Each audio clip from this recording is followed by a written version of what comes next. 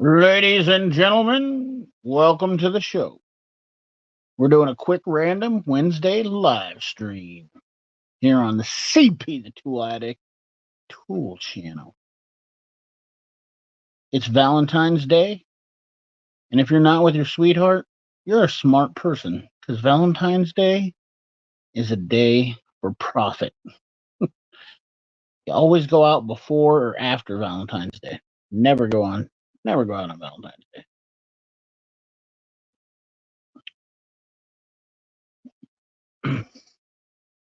Let's see if we can catch a little butthurt. What's up, Larry Borkstrom? How you doing, brother?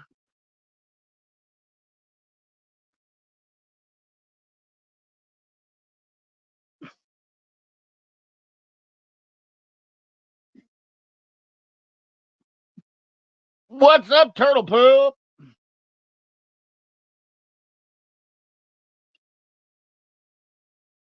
I don't know how long we'll go live, but what's up, Jeremy?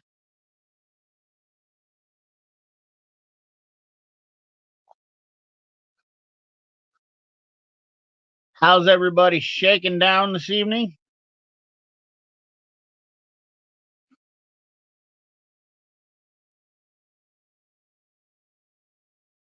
Love, love.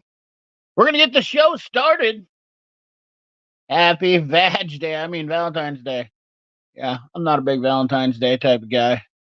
Feel like if you have to if you have to take care of your woman on Valentine's Day, you probably don't do the right thing the rest of the 364 days out of the year. So, anywho, long story short, doing pretty good. Doing pretty good. I just thought I'd do a quick live stream. Wanted to address a topic that I've been currently getting over and over and over again, which is not surprising. But I wanted to address a topic about people talking about I can drive to Harbor Freight and get a warranty. And I wanted to see how many people in the comment section or see how many people on the live stream, some of my more loyal followers have ever had to get a tool warranty to save their butts when no one else was around. Because the tool truck guys, I think they all know this, that this is one systematic fact that for some reason gets overlooked because you hear this repetitive comment by the parrots of the world who talk about not being a or how be they just I can just go to Harbor Freight and get myself a warranty, walk right in the store. Well, can you do that after 8 o'clock? Nope, because they close. And I've had to warranty a tool at 8 o'clock or 10 o'clock at night when no one else was available. When no one else was available, I had a deal. I had I broke every T30 socket doing a Honda rotor screw. This is a true story. I want to tell this story. So a customer came in. This is where I'm going to start off the stream. Tell you why people in the mainstream just don't get it. But I want to tell this story. So one night, this was about 2 years ago, a customer came in from out of town. They had bad brakes, and they called ahead of time, and they said, "Sir, we need help, and we heard that you're the only guy that would be willing to probably do this. Our brakes are completely shot. We're traveling through the area. We probably should have had them done beforehand, but we didn't even think nothing about it. And now we're out here and we're stranded, and these pads are metal to metal, And I said, well, it's not a terribly big job, and to get you back on the road, I'd definitely help you out. We're talking like 6 o'clock at night. They call, so I call and get parts and just order everything. Because I'm like, I'll return whatever I don't use. But lo and behold, we got all the parts. No big deal. Just a Honda Accord. I believe it was like a 2012 or something like that. 2010. I can't remember the exact year. Nonetheless, the customer shows up, they're frantic, they're thankful, they're very happy. And this is the difference between a professional and understanding things about, the tool industry and whatnot. So, and I think I probably should do a video about this, but I just can't sit there and tell everybody the same comment, over 1,000 comments. You can't sit there and tell people in videos and comment sections this story because they just don't understand. So I thought I'll do a live, I might make a video about this, but it's just a good story to tell, and hopefully people will listen to this first part of the live stream. Maybe they'll understand then.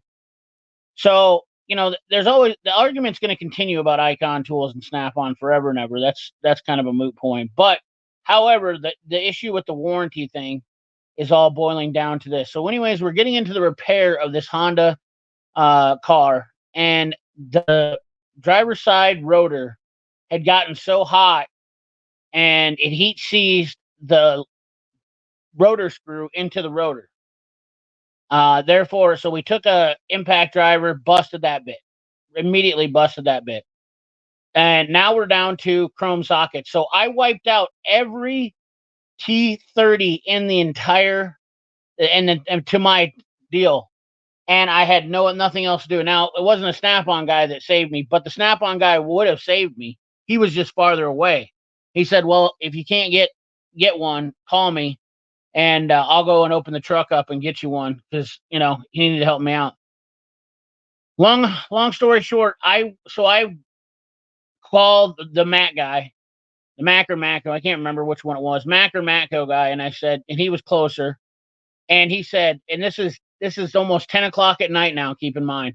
We've been fighting this screw for probably 45 minutes, broke every T30 or T30 or T35. Went through 4 of them. That's all I had access to. Now, I probably could have went into maybe Walmart and bought a cheap one, but we knew that we're not going to get the same tool steel to do that. So we needed another socket, and I needed to buy extras. So I went to the Matco, got to the Matco truck. I think it was the Matco guy. Went to the Matco truck, he had 3 of those sockets on there. I bought all 3 of them. Lo and behold, we broke the second one. And keep in mind, we were just breaking the tips off them. They're not even breaking the whole socket. So we were prepared to grind them down flush and use them again. Long story short, at 10 o'clock at night, the same day I needed the tool truck was there for me. And that's the problem that I don't think the premises of what people don't understand about tool trucks is that when you are in desperate need, Harbor Freight will not open the doors for you at 9:01, 8:50. I don't even know when their time is that they're open, but Harbor Freight will not open the doors. You cannot call Harbor Freight. If they close at 8 o'clock, you cannot call at Harbor Freight at 8:01 and they're going to answer the door and say, oh, yeah, here, let me in. Yeah, we'll help you out. That's the difference in customer service and corporations and personal service of a tool truck. And I feel like that's a good thing to explain to people so they understand.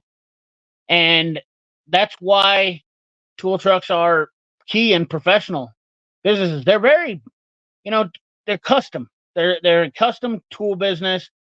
They're a very personal tool business. It's a business that's not the same as a corporate store.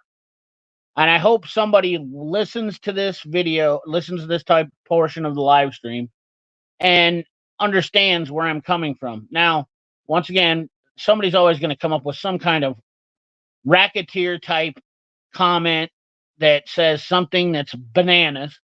I'm completely there's nothing everything you say, they just come up with a different bullshit saying to say, which is mind-blowingly ignorant.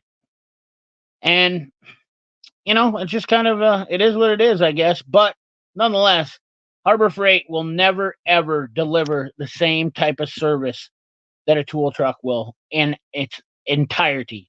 It will never help a mechanic out the same way a tool truck will. That is a fact. For over 100 years, Snap-on's been doing this. Since 1938, Mac Tools has been doing this. From 1920, what is it? 1930 or 1927, 26? Cornwell's been doing this. When you build a relationship with a tool truck, you are now building a customer business relationship for life. And that's the big bonus of having a tool truck. This is why professionals will never, ever, ever go to Harbor Freight, because when they need something, despite the price, they can be rewarded with this type of fantastic service, customer service that's been long gone. In fact, there's very few people. JD Tico, I'm going to use him as an example, is one of the few people. Now, if I lived in New Jersey, I'm sure I could call him up and he would help me. But there's really that's online service isn't going to help me. So any tool service you do online, not going to help you. When it comes right down to brass tacks, professionals need tool trucks because of this reason. How many of you guys would like to see me do a video and talk about this, and give a little bit more insight to this, I guess, and try to, I don't know why I keep trying to fight the good fight, I guess I should say, with the DIYers and Harbor Freight guys that don't get it. There's a lot of guys that do get it, but there is a ton more that don't. If you go to the short that I just did, it's gotten over 400,000 views now. It has blown up like crazy, and it was just a demonstration to show that the Icon wrench is very brittle and inferior. And the comments in there, they're off the wall. Everybody's just, they lose their mind. They say stupid shit. I guess, the world is filled with those type of people. No, it's not about haters gonna hate. Turtle Poop, I'm a hater too. Don't get me wrong. I'm a hater too. I like to give it right back to them. I'm not trying to play victim here. Don't even try to be like that. I'm not trying to play victim here, because I love giving me a good Rochambeau. You know what I mean? I love giving it right back to people. If you want to come in and step on my toes, I'm a bigger dude. I'll step right back, and it'll hurt twice as much. But yeah, I don't know. I'm just wondering if anybody would find that to be an interesting video. Sometimes when I think about doing videos, sometimes maybe I overthink stuff like this. Like, there's no way to make that an interesting video and tell a story like that, which we've been on the live now for 12 minutes. And I probably could have made a video and talking about that. My Mac Tools videos, everybody enjoyed listening to those, but I don't know. I don't know. What do you guys think? 49 people in the chat. Come on. We got 49 people in the chat and 3 people that have commented. Don't forget to hit that thumbs up for me there, ladies and gentlemen. Enorma Sock in the house. Enorma Sock. Don't forget, if you're butt hurt, I'm sorry. I'm not sorry. What's up, Quick Wrench? Not a lively chat here tonight. We've got Turtle Poop, Larry Borgstrom, and Jeremy so far. Already hit the Larry Borgstrom. Already hit that like button. Like. Yeah. Turtle Poop. That's the fanboys. Definitely get a fan to flames. Oh yeah, dude. Trust me. You can't have a reasonable conversation with people. That's the most frustrating thing about social media that I find. What's up, Bam Lesnar? How you doing, Lesnar? That's the most frustrating thing about social media, is it's very hard to have a reasonable conversation with people who are unreasonable. I'm pretty reasonable to have a conversation, but when you come swinging at me and be like, "You're a fucking idiot. You're a dumbass. You're so stupid." Well, you just opened yourself up to a sarcastic assault. As far as I'm concerned, you're an insufferable person, and you need to be worked over like a rented mule. There's just, it is what it is. No, they definitely are. Definitely are. What's up, Frosty? How you doing, brother man? What are you up to, Frosty? You home yet? I'm going to be on live for a few minutes. If anybody wants to join me, you are more than welcome to. I can shoot you a link. I'd put a link in the chat, but I guarantee you that would just invite all sorts of weird people. I don't know how the women on OnlyFans honestly deal with social media because I mean I get all sorts of terrible comments from people threatening life threatening comments and whatnot. And I've learned to deal with it. It don't bother me anymore. But I just think about this. I just thought about this today when I seen a short. How does a woman that's on OnlyFans deal with, there's some creepy mother truckers out there, and these people are just, they think that they're making they're just weird. Right on. Let me know when you get home, Frosty. What's up, Gilman's? What's up, Gilman's Garage? How you doing, Howard? Fuck them. That's right. Dude, trust me, I don't care about them, but I think there's a lot of good people that are misled down a road of just terrible information. One person's perspective is really hard to convey. I guess I don't have any skin in the game as far as I don't care about Snap-on. I don't really like Snap-on as a company because I think some of the things they do are very snotty and uprooted against, you know, they're kind of a I don't know. A lot of the dealers are very uppity and they think they're something and they're really not. But the Harbor Freight thing is just as equally bad. Milwaukee fanboys have kind of actually tamed down since they've gotten their wind blown out of their sails by DeWalt's impacts and Hercules and stuff coming out. I'll be honest with you, Milwaukee fanboys are kind of not that bad anymore. Very, very few of them. But the Harbor Freight and the Snap-on fanboys, the constant drama between them is absolutely ridiculous. And I get called a Snap-on fanboy, which is ironic considering the fact that I don't even own a Snap-on toolbox unless you talk about the micro one. But I don't even understand it. I don't even have a Snap-on wrench. I guess I do have old Snap-on wrenches, but the majority of the wrenches I use by the daily are not even Snap-on. In fact, I don't even have. I only have one set of Snap-on sockets, and I pretty much don't use my Snap-on screwdrivers anymore because I went to Vessel on everything because Vessel is just by far the best screwdriver on the market. I'm in love with them. Everything I do with them now, I love the Vessel screwdrivers.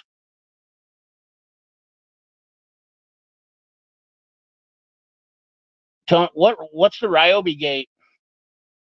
What's that?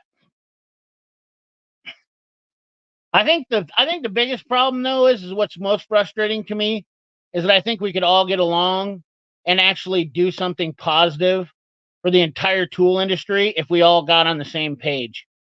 That's what's really the most frustrating for me because uh, Harbor Freight needs to be challenged to. They could have bought an Eagle Grip pliers to keep from Snap-on, but they won't buy into any American manufacturing, which I get it. They only want to employ people that are, they're able to control lower incomes. They don't want to invest their money into manufacturing because that's what killed a lot of tool companies. Oh yeah, yeah, for sure. Well, yeah, TTI does a lot of stuff. Uh, I think there's I don't think Snap-on really cares because they have so many military and government contracts that they get what they get no matter what. I think the more majority of their profits come in from the government. So selling to dealers is kind of up to it's the dealer's problem, not the company's. I do as well. I've got a lot of different brands in my box, but I don't buy garbage from people like Eric S. Also vote with my wallet. Exactly. Vote. People don't want. That's another thing is people screamed at me about bringing politics into this. Guys, how many of you uh just don't? I mean, if you want to see change in this country, you have to vote with your wallet now. It is really kind of sad, but we need to all become more unified. The corporations and the politicians have torn this country to pieces and apart, and social media is doing a good job of doing that as well. I have never ever a lot of my friends that own Harbor Freight or I never say to them, I just tell them the facts, and I'm like, listen, you do what you want to do, but I'm letting you know the story. Okay, Eric Schmidt is a real devious person. He is anti 2A. He supports anti 2A funding. He votes very liberal Democratic, and Hillary Clinton, who we all know is quite the. That's why she's not running for president again, because she has no shot. That woman is completely devious. What's up, Peter Savinsky? How you doing, buddy boy? Um, so politics really comes to play in everybody's life. If you're over the age of 18, you should be voting all the time, and you should be aware of everything. So I guess I feel like politics definitely falls into under tool stuff. There's a lot of things stuck in their ways, stuck. Yeah, well, and that's the thing is that people always call people boomers or millennials. I hate that kind of stuff. Yeah, for sure. And that's exactly it. Turtle poop. I really don't want to shame anybody, but if you come swinging at me, I'm gonna shame you. I'll treat you. I get what you get. You get what you give in this world, and that's exactly where I'm from. If you want to act like a jerk, you'll get treated like a jerk. I had a comment today. I should stare right on. Well, I'm still gonna be on for a little bit. I had a comment today. Let me kind of read this comment. Uh, what did this guy say? Did I not save it? Oh, that sucks.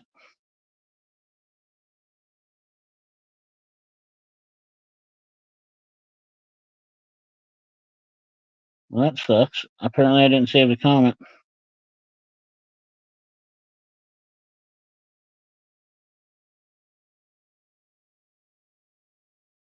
Well, anyways, unfortunately, the guy basically said that I was a jackass, um, and I had badmouthed people. Um, actually, no, I didn't save it.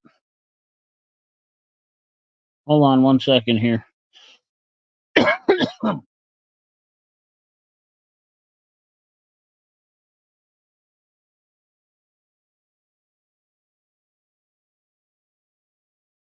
Hold on one second here. I'm gonna do.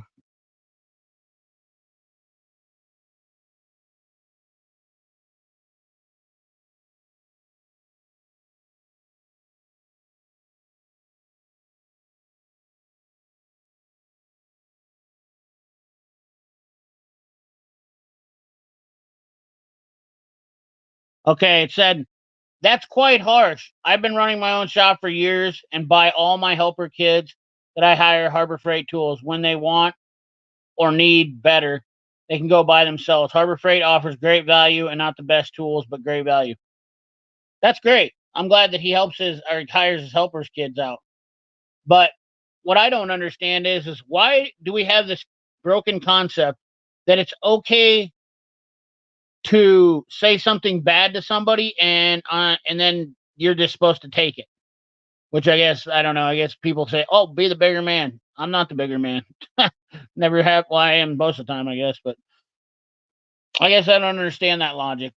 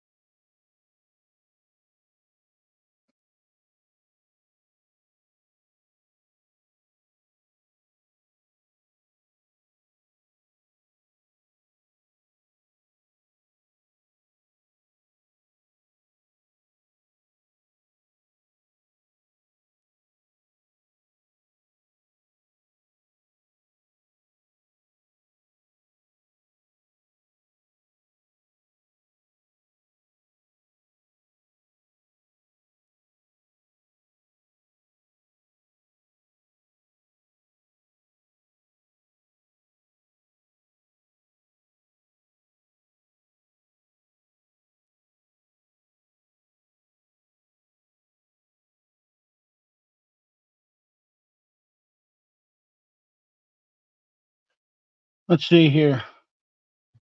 Bucks for pups. Turtle poop.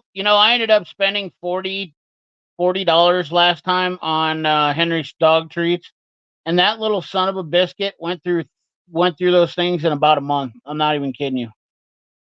It was really crazy.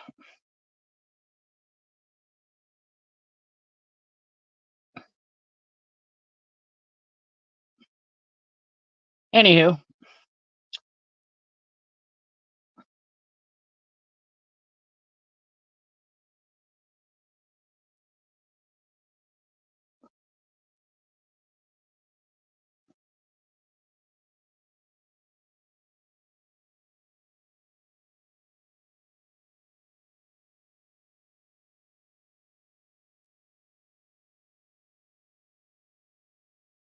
Hold on a second, guys. I got to fix something on the stream. Apparently, apparently, people aren't allowed to comment.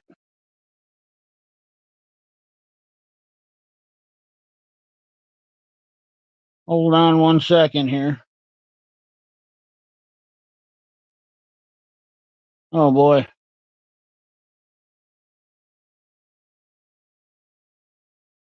I messed up the stream. I only got. Well, no wonder why nobody was in here chatting.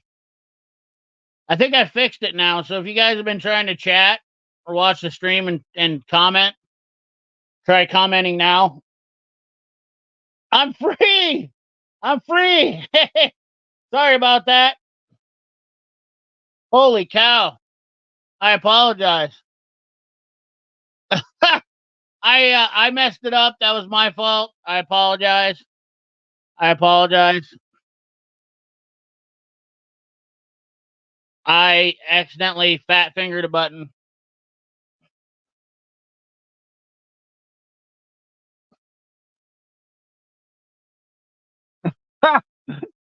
Holy cow. I was like, why is there only 3 guys going on here? But yeah, now all of a sudden the chat just flew right open. It's Cowtown, ITC car guy. We got Sayer Canadian Diesel. Thank God. Mike Slater. What up, brother man? How you doing? M. Leather. I was like, man, this has like been the quietest stream. I'm driving. I shouldn't be messaging. Yeah, you shouldn't be messaging. There we go. Turner, Sayer. Hey, everyone in the chat. Holy smoking a pancake there. Well, no wonder why I was like, man, I'm trying to figure out what's going on here.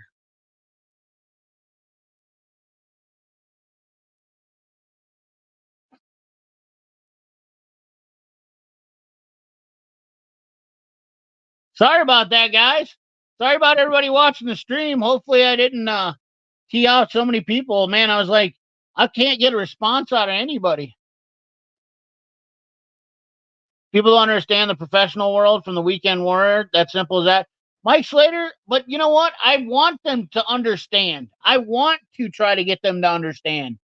You know, and first of all, why are DIYers picking on professionals? That's the funny thing. What do you think, Harbor Freight? I don't like them. I honestly, Cowtown, I can't stand them. They're the most insufferable people on the planet. They really are. And if you like Harbor Freight tools but you don't act like them, you're not a fanboy, in my opinion. That's just the way it is. You know, I just don't like.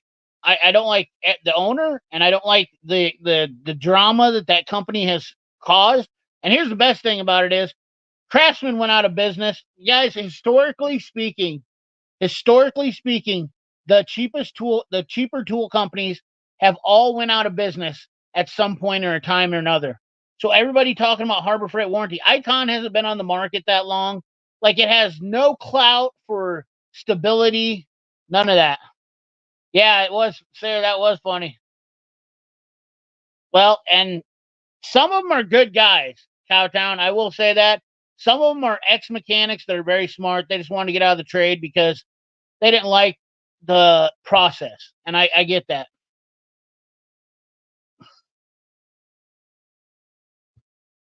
Professional people on YouTube use them. That term way too leashy. And DIY people, well, I'll tell you one thing. Some of them are pretty smart. Yeah, I agree with that.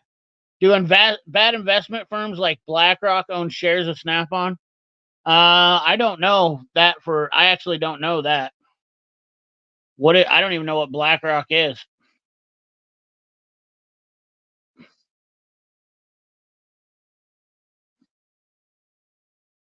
You're more than welcome to educate me. I'd rather spend my money on America. I would too, but I do get the fact that American-made products are getting ridiculously pricey because of the cost of labor and materials and the taxation, healthcare, everything that's involved is extremely inflated, and that's why people are going overseas. I mean, Vim Tools, for instance, we'll use them as an example. It's not very lucrative for them to build a business based off of American manufacturing when they can clearly cut out the fat and buy it from people who just want to manufacture tools in Taiwan. What's up, Havasu? Sergio, how you doing? Hasso. I said that wrong, Ian. Sergio, sorry. Dude, I get ragged for buying Snap-on ratchets. I tried other bands. Thank you, Cowtown. Exactly it. Why are you telling people that buy Snap-on tools that they're wrong? You know, the funny thing is about the short that I just did, I never even, there was no words, which it wasn't the short. It was a subscriber, a member, Matt Bright was the one that did this. He asked me to post that video up, and the people just ragged on him. And I don't know if he doesn't own wrenches or not, but nobody even said anything in that video. And the comment section was just ridiculous. Why is it that social media whatever. It's just kind of crazy. The fact that it gets so much attention from those guys, it's just too easy. It's like shooting fish in a barrel to trigger them. I walked through Harbor Freight after dinner tonight and didn't find anything I couldn't live without. You know, hey, that is what it is. Imagine if China tools could be bought like food in a buffet. Yeah, till you get sick. They actually can be. I like Harbor Freight consumables like wire brushes and wire wheels. You know, Sergio, I don't have very good luck with the consumables. I've noticed that when I'm using it, using like a roll-lock disc. Oh, you're still on the road there? Yeah, unfortunately. Oh, you can get on when you get back home. We're gonna be here for a minute. I sent Sarah the link. You gonna be on for a bit? Yeah, I'm not going anywhere. It's only about 10 o'clock. Not my bedtime. I can last till 11. All right, I'll be back. But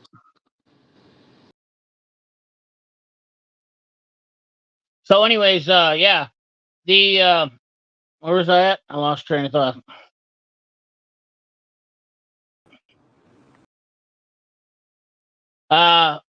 BlackRock owns a percentage of a lot of companies. Okay. Huh. Interesting. I guess I need to do a little research on that. Please enlighten me. Thanks to Dave, my OTC Genesis is fixed. I'm so excited for my brick to be working. Right on. Quick wrench shoulder density, you can cam in. I made 2 of them. A lot of home loans are backed by BlackRock. Huh, interesting. Well, gives me something else to research.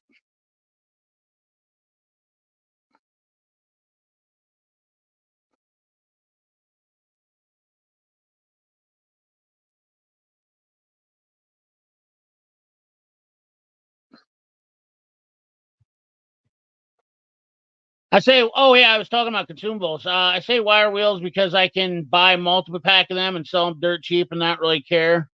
Are you just using them on your drill though? Because I caught wires in my face when I used some on the die grinder. I noticed that a lot of the wire wheels when I looked through them at Harbor Freight weren't rated for 23,000 RPM, and that was what I was mainly buying them for. But I took a bunch of wires to the corner of my mouth one day, and boy, that pissed me off. Like Lockheed Martin. Oh, okay, all right, that makes sense. Yeah, I'm gonna have to do it. I lose them before they go bad.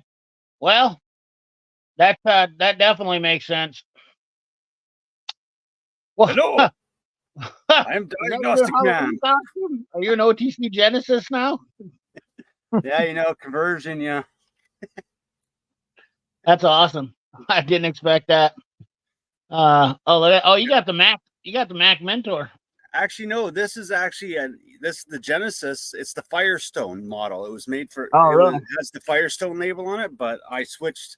I just need the faceplate and the buttons because my buttons are dead on mine. Dave sent me one, and so I was able to make one. Buying American farms like Bill Gates. That doesn't. Yeah, just using it. Okay, that makes sense. I can see that if you just used them on a drill. But I never had a wire wheel that I didn't launch wires around. Oh, dude, I got my wire wheels I got now. They were good. I'm not exactly who they are, but I paid big money for them, and I got a bunch of the rolled wires ones too because I didn't want to get wires shoved in my face. Dude, those little son of a bucks hurt when you put them on a die grinder and they start whipping around and they come off, and you probably. I mean, dude, I had them sticking right in the corner of my mouth like a porcupine. No, I they're was not like, made to go at 3,000 RPM, CP. no, well, yeah, that's what I started. That's what I learned when you got to read the packaging to see what the. Or let's keep in mind now, this was back when I was 22 years old, and I bought a bunch of Harbor Freight consumable stuff, and then I've still had some stuff laying around, but like my roll-lock disc, I've noticed that the Scotch-Brite roll-lock disc compared to my 3Ms just chew in half like twice as fast. And so I was like, well, then I started paying attention. I'm like, well, if I'm going through 4 Harbor Freight roll-lock discs at this amount of time, and it takes me one 3M disc to go through, I'm saving money by buying the 3M disc. Yeah. That's something to pay attention when you're buying cheap stuff, and I don't care where you buy it from. Very lucrative. You start noticing this stuff too when you're using them more, and it's coming out of your pocket. You pay attention to stuff like that. I'm sure a lot of people do. Anyone have any insight on Sunex or Beaver teardown rolling tool tray? I can't afford the $800 Snap-on one. I guess the Sunex one. I don't know nothing about the Beaver one, but Beaver is kind of a sketchy company. I've done some work with them, and I'm not all that excited about them. But I will say they're better than Timu, not Tumu. Tumu, I think it was. I don't know. When I listened to it on the Super Bowl commercial, they called it Tumu. Doesn't Husky still sell their little one at Home Depot? Because that one was pretty durable. Later, turtle poop. Been a few weeks, but I'm gonna do something more in a few weeks. Right on, brother. So I'm thinking I'll make it into a welding mask. That's actually kind of cool. That'd be fun. Don't you have experience? Do you think Stanley Black & Decker cares? No, absolutely don't, Cowtown. I think that here's another problem I have too. Stanley Black & Decker is the largest tool company on the planet, hands down. They employ over 71,000 employees. They're way bigger than Snap-on. They own a shit ton of tool companies. They're so big that their heads, they own all sorts of Taiwanese and Chinese manufacturing. But they do try to maintain a presence in America, and they do a lot of global outsourcing, which also reduces costs. But they do have factories here in the United States. I want to hate them, but I still can't because they still keep me, in the. They still keep themselves in the on the positive side of the tool industry. They're still keeping themselves moving in a decent direction. I think they have the best chance of bringing Craftsman back around. Stanley has never had the worst tools on the world. In fact, they've never had tools worse than Pittsburgh tools. And they're trying to get back into the U.S. They're trying to get back into North America. So yeah, they haven't abandoned us totally. So. I didn't see one HD. Apparently, the wire wheels at Harbor Freight sells a 6-pack are right. Oh, there you go. Allegedly, 4,500 RPM. Oh yeah, that's still not enough. 23,000 is what I think is minimum rated for most of die grinders. So yeah, 4,500 would be fine for a drill. You'll never get me to change change to any brand other than the 3Ms. Like I've gone through so many brands and I'll never walk away from those 3Ms or any 3M product. Wire wheels for so long because I don't do a ton of wire wheel stuff, and I think I overbought when I bought them because I was mad. But I don't even know what brand mine are.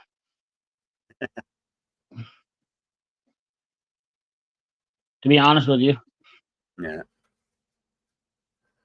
they might be old DeWalt's, or I might have bought them at Northern too, and they're probably not much better than Harbor Freight. I don't know what the best brand of wire wheel is. That's something maybe I might look into too, and see if I can. What's that company that makes the cutting discs down stateside there? Empire Abrasives. Yes, Empire Abrasives. They make wire wheels. that are real good. I've got a couple of their steel ones for my grinders. Yeah, I'm not And really an expert on it. I have a rubber and coated one. Actually, that was the last one I bought. Was a rubber coated one, and I think that's made by, who is that? That one's badass. How about right tools and sockets, impact and swivels? Oh my gosh. You know, right is such a terrible subject for me. I don't own any right tools, Mike, which is sad to say, but right does not have any distribution in Iowa. And they would be out. And then when it comes to warranty, they want you to go to their dealers, which don't exist here. So if I have to buy it online, good luck. It's probably one of the worst American made tool companies as far as customer service in the business. And I wouldn't be surprised. I hate to say this, but I wouldn't be surprised if sometime this year, in the near future, Right Tools closes its doors next. Because to me, they're failing. And I'm not saying that to be mean or malicious. I'm just saying that Right Tools I don't understand it. A great product. They obviously do good manufacturing, but somebody told me that the old heads that run that place, which I shouldn't have said old heads, the guys that run that place say that they don't need to advertise, they don't need to be on social media because their products sell themselves. And I'm like, yeah, but how are they going to sell if they're not on the shelf close to where people want to buy them? well, why not get into the distribution independent tool truck dealer? No. They don't want nothing to do.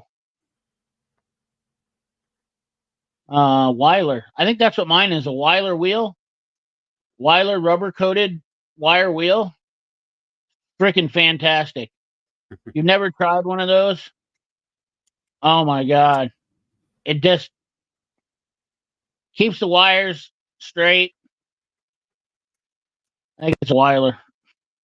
I have a Matco one.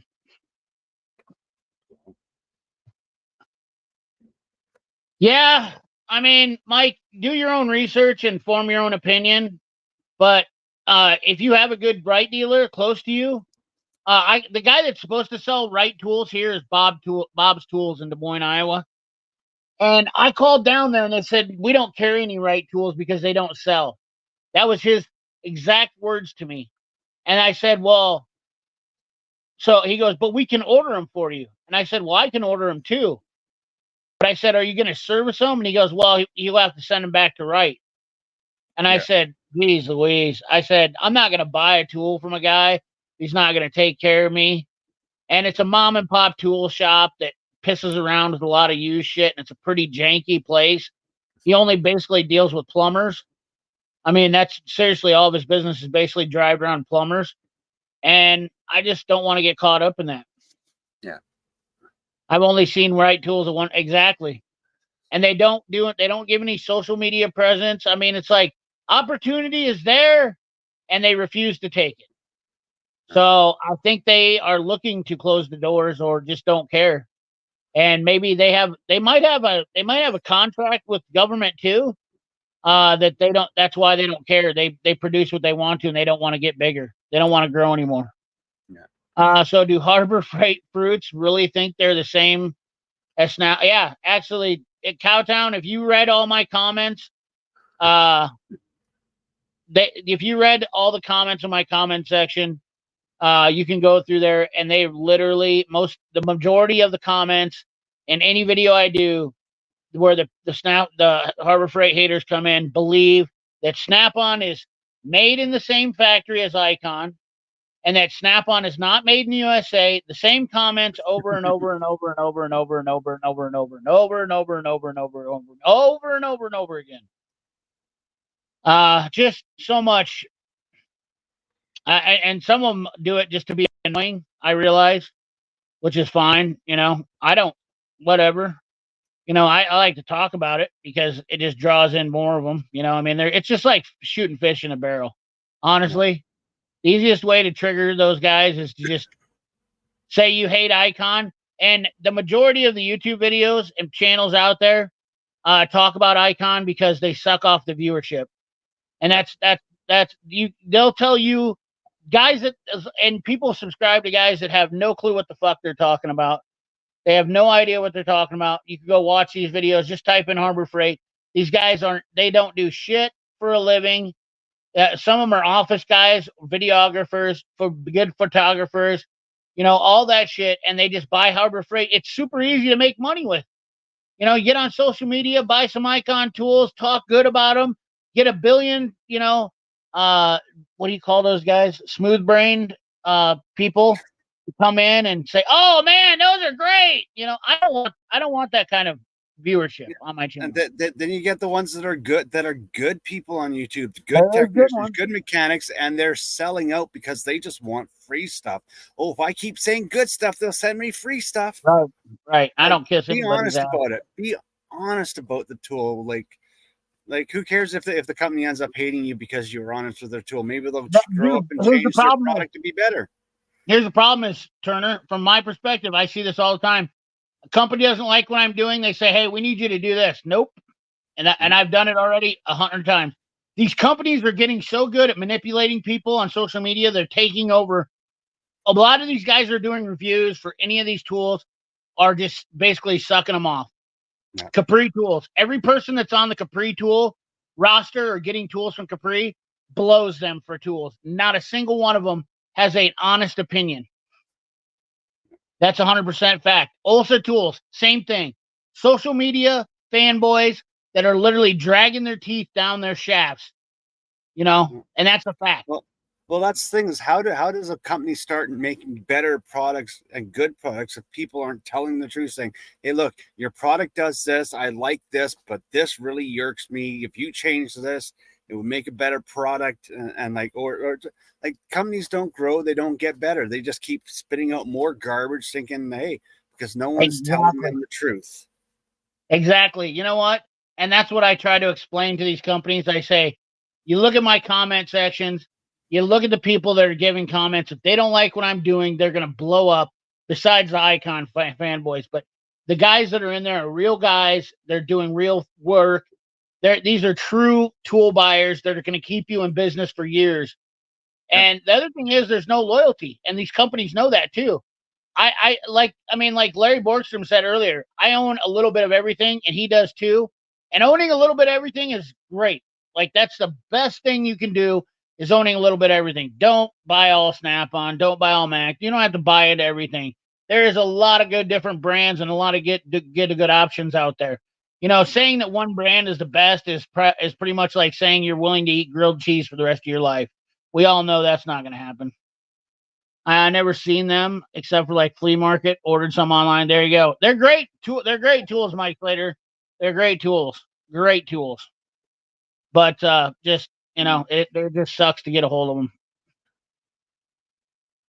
them. Go ahead and field some comment, or you can field some stuff real quick. I'm gonna send a deal out to Frost Day.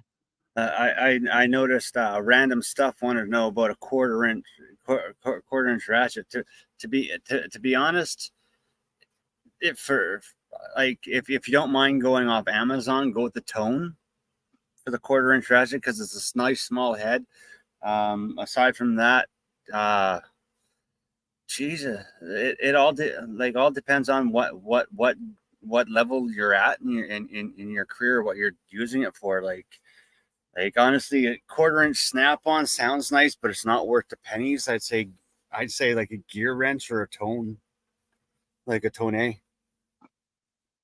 Yeah, for a non-tool truck ratchet, I like Tone ratchets. Another one is Vim's going to be coming out with a USA made ratchet, so that's something that's going to be interesting to look at. That will be. I get asked this question all the time, and I don't ever really think of, but Gear Wrench 120 XP has my attention right now. I really like the Gear Wrench 120 XP because the back drag is fantastic, and I'm not a Gear Wrench guy. If you guys have been around my channel, I don't never talk good about Gear Wrench. So, like, that's the thing is I don't give a shit about these companies. I really don't. I don't really give a shit about them. They don't give a shit about me. I don't give a shit about them. I'm willing to work with a company if they want to make things better. but they're going to be at the mercy of my criticism, much the same as I'm at the mercy of your guys' criticism. It's the same. It's a give and take world. But like if you're a DIYer in your garage, just go buy your tools from your parts store or local hardware store, because they'll have a lifetime warranty, and that's going to be your best option. But hey, gear wrench, I'm with CP on that. The gear wrench is a sexy ratchet now. But Tecton is a fantastic tool right now. Here's a company that I don't talk about enough, and I've tried to work with them in the past. They don't really seem to be really hip on getting social media presence. They've got their guys, Ian from Big Tire Garage, which are paid spokesmen, once again, which I don't like. I don't like the guys that just are paid to say good things. We've all, the essence of YouTube was about honesty. And that's what really sucks, seeing this. You guys see it all the time. Raycon ads, fucking AG1 ads. Every time you watch a video, the essence of YouTube is being destroyed by these commercials, and they're turning it into TV. We went to YouTube because we didn't want to see that corporate crap anymore. YouTube started growing because the essence of it was honest, hardworking, average, everyday people. And now just like everything, money ruins everything. Just like watching the Super Bowl. Yeah, it's Temu. Temu is such a terrible company. And they spent $7 million on ads. And they sell your information. How many people did they sucker into getting their app downloaded during the Super Bowl? I got a video coming up about Temu. What did and one of the places and that one place charges over MSRP for stuff, so probably overpriced. Yeah, they are good quality. They are great quality, right? I got nothing bad to say about the sockets. It's, once again, here's the problem: everybody's got a fault. Snap-on, they're dealers. Half their dealers are just assholes. Their corporate policies are shit. And some of their tools are extremely overpriced. There's nothing. I got no problem telling anybody. I'll tell Nick Pinchuk that. I don't give a shit about, I'm all about saying it. But Harbor Freight, same way. Why doesn't Harbor Freight, if I lose a 10 millimeter and I own Icon sockets, how am I supposed to get a new one? You can't. They don't sell individuals. Bad business. And that's the difference with the tool truck is tool truck carries a lot of that shit on there. Isn't Icon? No, they're just made in a factory in Taiwan, Cowtown. I did that video and I was being facetious, which triggered the Icon fanboys. I was being facetious because Icon compares to Snap-on. But if you compare Icon to anything else, by God, that's a sin. Let me tell you. And I don't understand why I don't see as many Snap-on fanboys giving Harbor Freight people that bad of a time. It's like 10% of my comments are Icon people that are butthurt. Butthurt.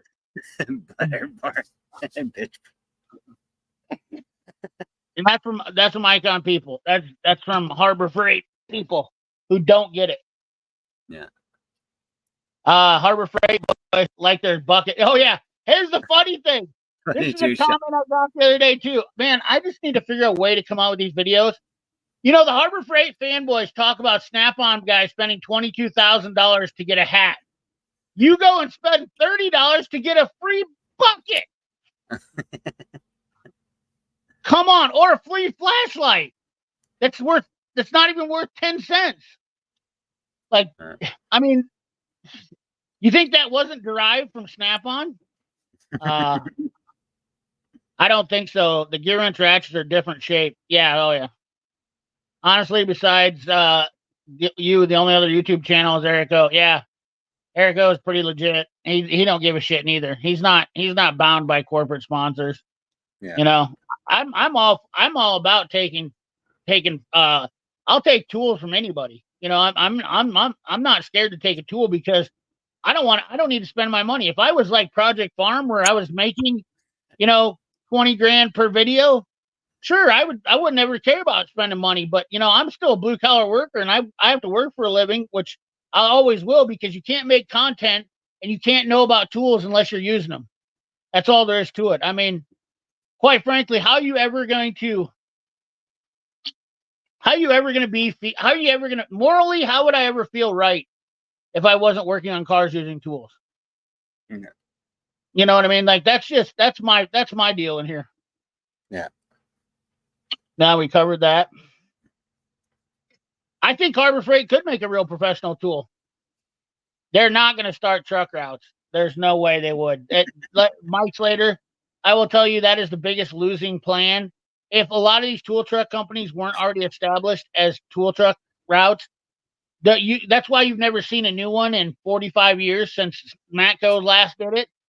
Independent dealers do it because they can go out and buy a truck and they're not bound by any corporate company. But I mean, that's why you haven't seen, like, Gear Wrench tried it and they failed. Yeah. There's an example right there. And like 20 years ago or 15 years ago, Gear Wrench started the street team, and they started doing corporate trucks and tried running tool trucks. Epic fail. Yeah. Epic fail. Harbor Freight has no interest in having a tool truck. Why would they take payments on a product that they're already taking less profit for than they want? You know what I mean? I mean, you understand what I'm saying, right, sir? Yeah. It's kind of funny because I was thinking about the whole entire Harbor Freight thing. Yeah, if they did do a tool truck, they'd buy all the old Amazon trucks that are rusted out, and they just use vinyl wrap to hold them together. Right. Mike Slater, yes, it's an Icon truck. What? I don't know. Hey, Fluff. What's up, Fluffy? Thank you, Fluff. By the way, let's put Fluffy on the block. Fluffy started the whole comment section. He was the first comment on my shorts video to start saying that the wrench was cut, and then the dominoes just fell after that. I want to thank you, Fluffy, for being an instigator. I appreciate it. I really do. I don't know. You thought I was being. I don't know if you thought I was mad at you or anything, but I was like, you dirty rat, son of a biscuit. He started the comment, and it's like, you know what? The lemmings all followed, and then just flooded in the comment section. Oh, you cut the wrench. You cut the wrench. Matt did the video, and Matt did not cut the wrench. I seen the wrench beforehand. I just didn't add that part in the video. I heard for years, Eric needs boat money, so he won't. What did he say? Oh, it's right there. What's up, Shannon Bickerson? How you doing? Fluffy, Shannon, Fluffy. What's up, CP Turner? What's up, Super Mickey? Hey, man. Hey, guys, I don't know what you're doing, Fluff. If you want to come on, you're more than welcome. Yeah. I love my right grip 2.0. They're heavy, on par with Mac. Yeah. Turner, you're lying. The sexiest ratchet is the green nickel-plated Matco comfort grip. I mean, it does represent the phallus. Blue Chew. Rebecca said, I don't know why Blue Chew got brought in. I do a lot of bumper covers insurance job, and I've been using my Icon for 1 year now. I don't mind. The only thing I don't like is when it binds up sometimes from bumping the switch. I've heard several guys say that random stuff. I mean, is it a cheaper ratchet? Yeah. So I mean, but should that be acceptable that it has flaws like that? I think every tool. They're calling themselves a professional tool that flaw, like, and it comes on and it's a flaw that starts within the first couple hours of using it. That's the sad thing. Right. Like, the sad part.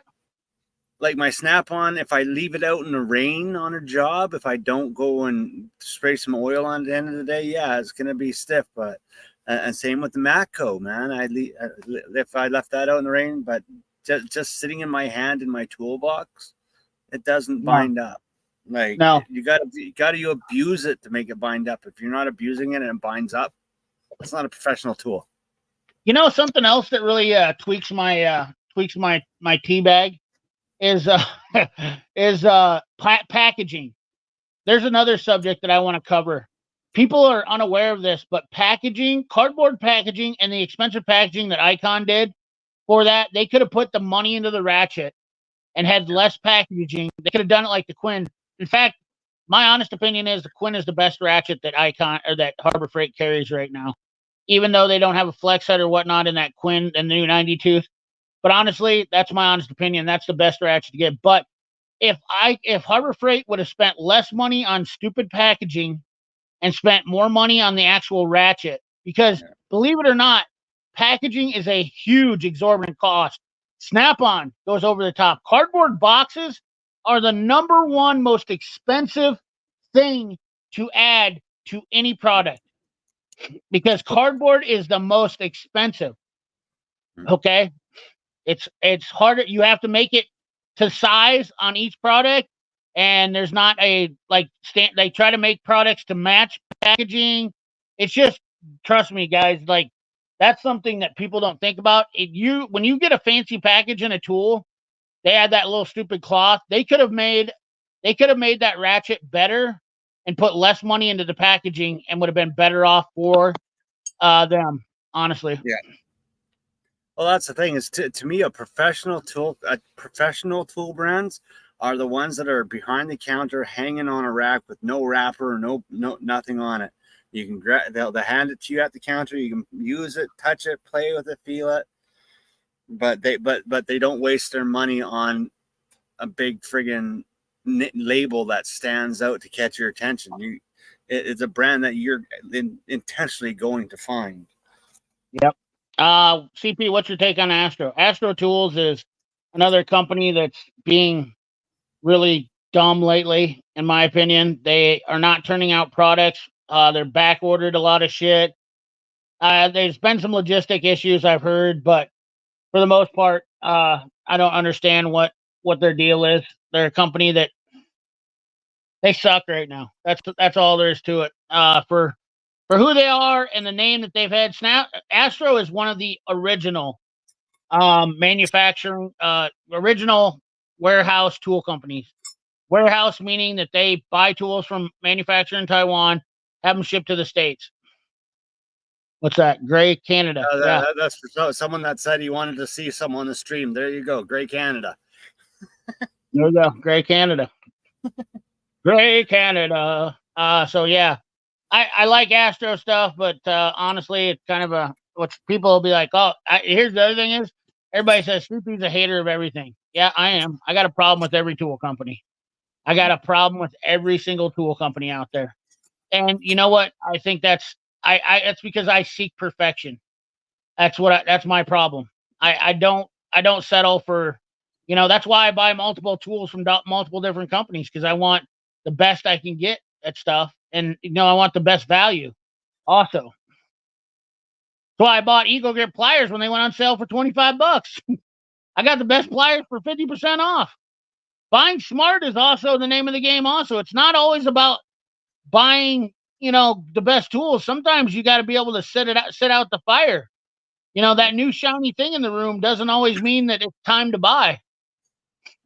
And the same thing can be done on truck, like I've mentioned before. If you go onto a Snap-on truck or a Mack truck, and they have something that you want, but it's a little pricey, ask them if they got a repo or a return, and get it at a just cheaper price.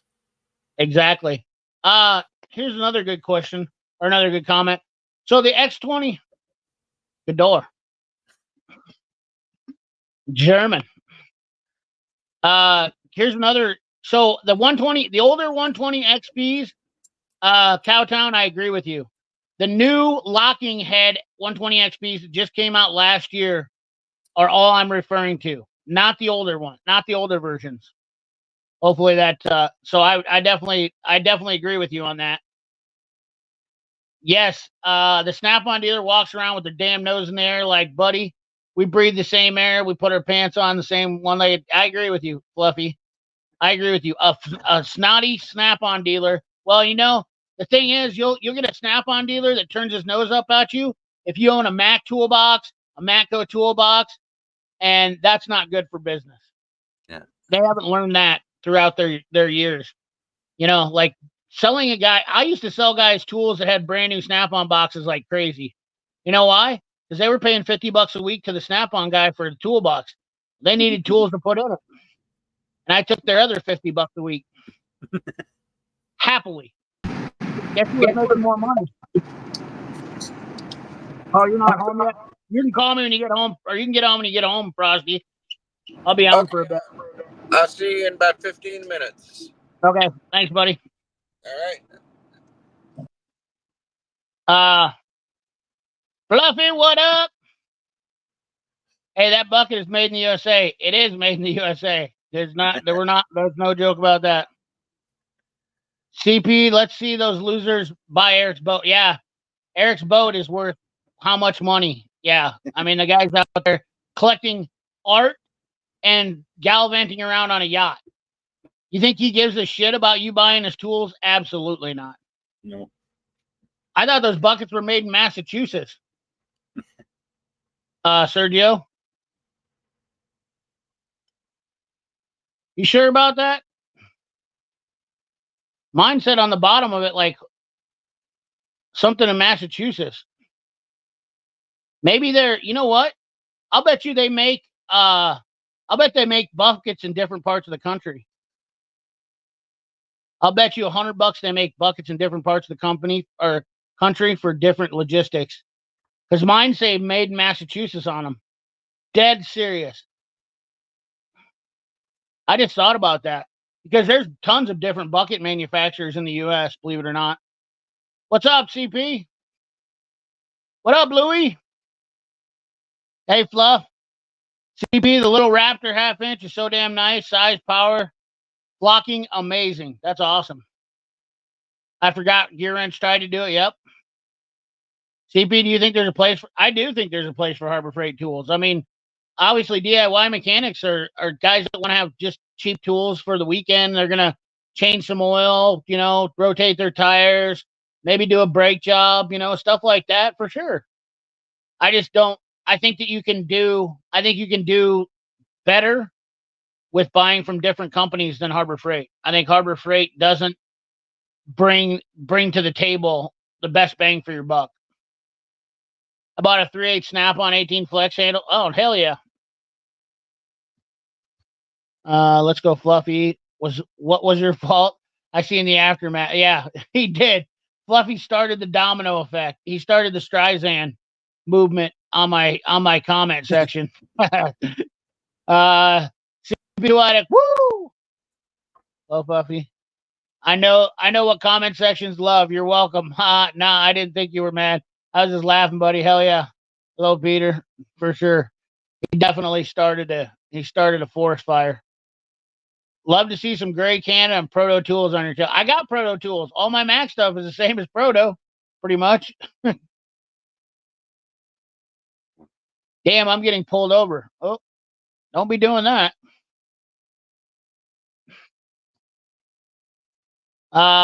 What's going on? Everything mechanic. What's up, Fluff? Icon gives you a wipe for that fancy ratchet. Yeah. Tactum 3/8 drive, 1/4 inch stubby jet, $20 to $30 range. Get through some of these comments here real quick. I have a cloth for Dave. They already had pretty slim heads on their ratchets to begin with, considering the same price. And there's not much torque applied to a 6-inch or stuff. No, absolutely not. It's a woman cop. I'm not getting out of this ticket. Don't be texting on the damn phone. Rebecca? Recca Becken? I don't know what. Hello, Quick Wrench. What's up, Destroyer 1320? Every tool I use, no matter what it is in my hands, it is then now a professional tool. That's a good point. That's awesome. Thanks. I'd like to see more. I'd like to see CP do a review on Gray Canada Proto. Still love to see. Yeah, absolutely. I've got a motto this year, guys. Okay, I bought a lot of tools in the first 3 years of being on YouTube. And last year, I've been working on my house. I just spent a lot of money on getting my house, on doing things on my house. and I don't always have the money to spend. The more my YouTube channel grows, the more you'll see, the more I'll buy.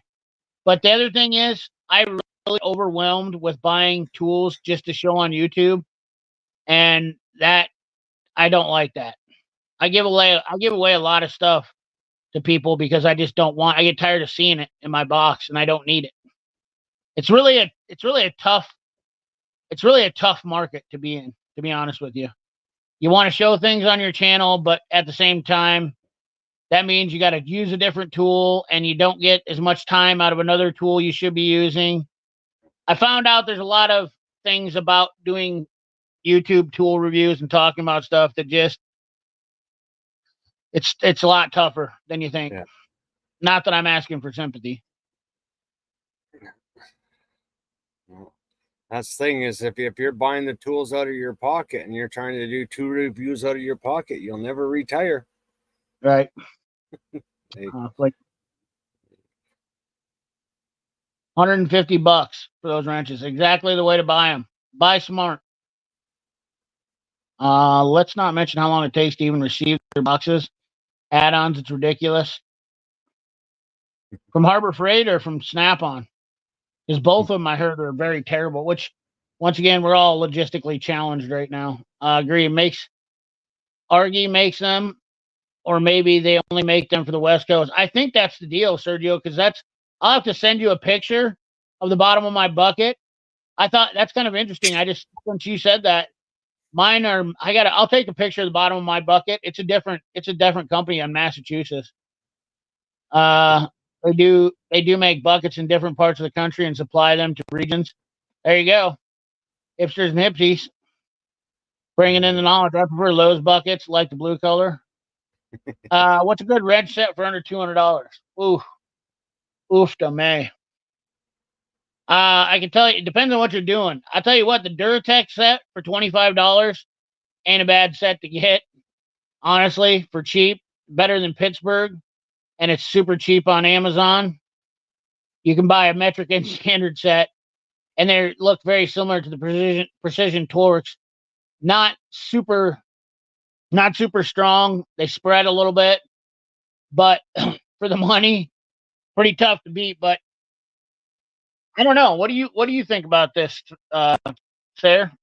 Oh, for a wrench set, Jesus, that's well. If you're gonna be buying off Amazon, go with the right wrenches. Like they do make the Under in my mind, $200 they now. still make the best right wrenches. They might be hard to warranty, but they're cheap on Amazon. They're not expensive on Amazon. But you got to be under $200. Keep in mind. But for under $200, I would actually say go down to Lowe's and get the set of the Cobolts. If they have an old set of the Cobolts there, but for under $200, oh jeez, that's a tough one for down stateside. Up here in if you were in Canada, I could tell you which brand to go for, but down stateside, that's a tricky one for me. I think the Milwaukee set is a pretty decent set to get for. It's around $100. Yes, and I was about to say that Milwaukee. Where you can probably get warranty handled, or the Tecton set is probably a decent set to get for the money. Tecton would probably be my favorite, just for the simple fact where you're under $200. The problem with getting a right wrench is you can't get. I don't think you can get them for under $200 and get a good set.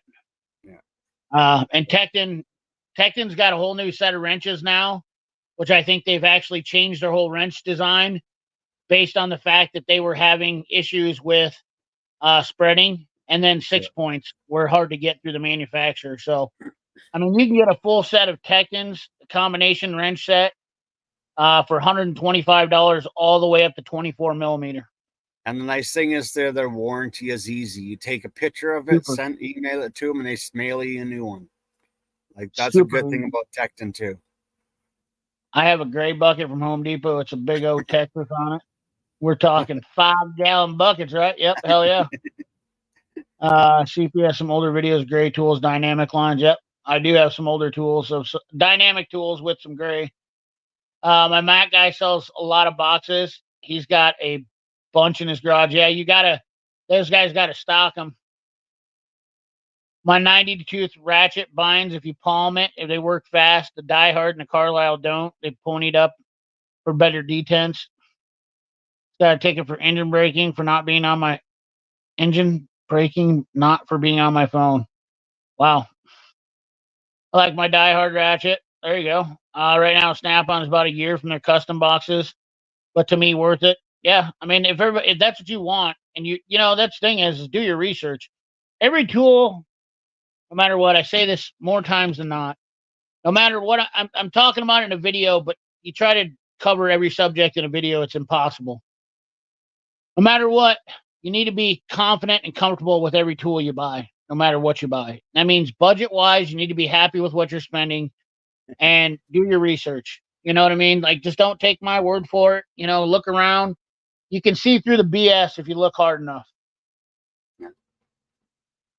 Healy coil, time cert preference. I like Healy coils. They work just fine. Yep. I get all mine from Napa, though. Seems to be my go-to, unfortunately. Whatever. I'll be right back. I have to go check on my generator. Hold on. I'll stick to my Napa ratchets. They give me no reason to change, for sure. Justin, it's ridiculous. Yep. My Mac. Yeah, I like my Mac box, too. Never had a problem with my Mac box. I have 20 years on my Mac box. Yep. You sure can. Is Weir in that price range? Vidra is not in that price range. They're pretty expensive. Yeah, Maximizer boxes are huge. Mastercraft Maximum. That would be a good wrench set. My SK LP90, both bind even after rebuild. I've heard some people say that too. I haven't mine. I don't use it enough to actually have issues with it. Which means if it's the LP90, that means the Matco is the same thing, or the Ulsa is the same thing. Excuse me. Ulsa ratchet's the same as the SK. CP, since you're a tractor man, what's your take on John Deere moving the assembly line out of Waterloo? Was not lucky enough to tour before it moved. I mean, it sucks because that was the original place. Where did they end up moving to? Ohio?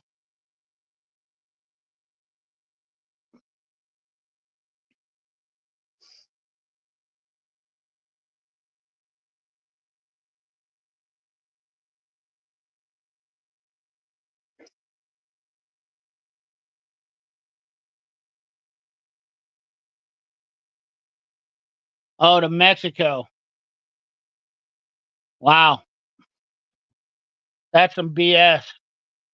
Yeah, well, like everything else, shit's just going south. And I really mean that.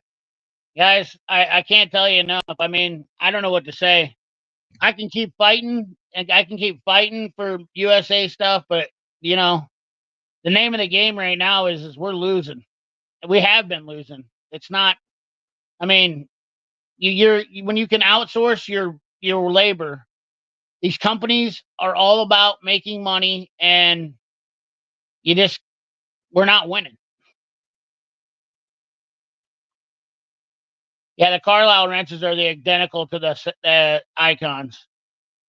There's like 3 different Matcos, Carlisles, Icons are pretty much identical, which I guess I shouldn't say that because the Icons and the Matcos I know are different. They do a little bit different material how they make them. Yep. But yeah, if you're buying like wrenches and ratchets and stuff like that and sockets, try to buy something that's local to you and that has a lifetime warranty. So that way, if something does happen to it, you're not messing around.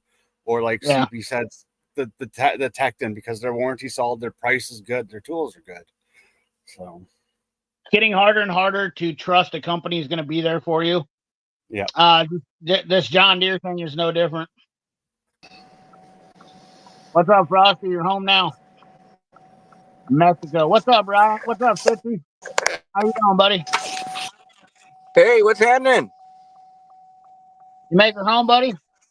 I made it home finally. Hell Man, the yeah. traffic is miserable.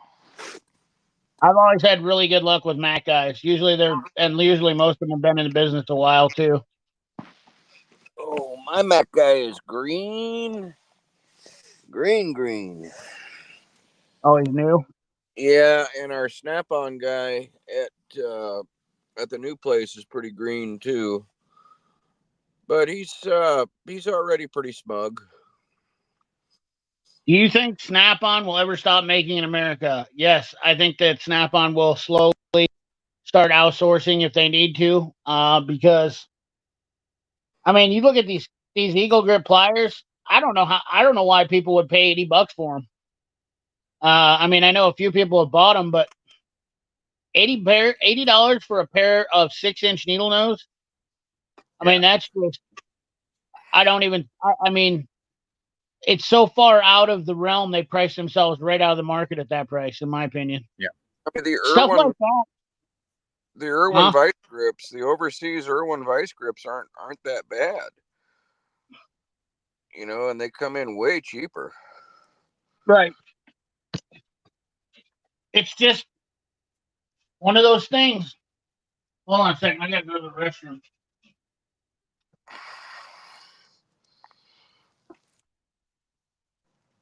Turner, what's happening?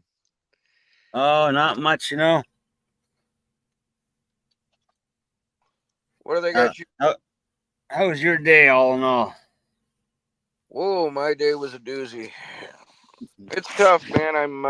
I'm fairly new at the chipper place, and coming on getting a pretty good